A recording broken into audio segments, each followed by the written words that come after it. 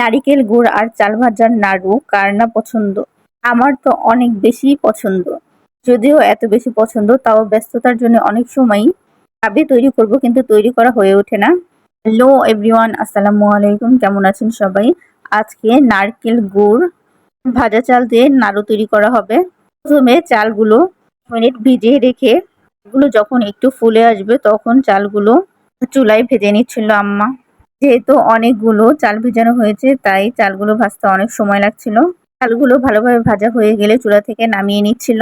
তারপর চালগুলো পাটায় ভালোভাবে মিহি করে বেটে নিচ্ছিল, কারণ মিহি না হলে নাড়ু ভালো হবে না, নাড়ুগুলো ভালো না হলে খেতেও ভালো লাগবে না।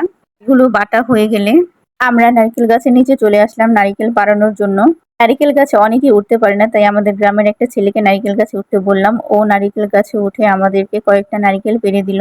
নারিকেল পাড়া হয়ে গেলে নারিকেলগুলো ভালোভাবে কেটে খোসা ছাড়িয়ে ভালোভাবে চেঁচে নিচ্ছিল। নারিকেলটা চাচা হয়ে গেলে নারিকেলটা ভেঙে নারিকেলের মধ্যে থেকে পানি বের করে নিল এবং নারিকেলটা কুড়িয়ে নেওয়া হলো।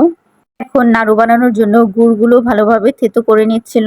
গুড়গুলো ভালোভাবে থেতো করা হয়ে গেলে গুড়গুলো সেই ভাজা চালের মধ্যে দিয়ে মাখিয়ে নিচ্ছিল। ভালোভাবে না মাখালে নাড়ুটা মজা লাগবে না, তাই অনেক ভালোভাবে গুড়গুলো মাখিয়ে নিচ্ছিল।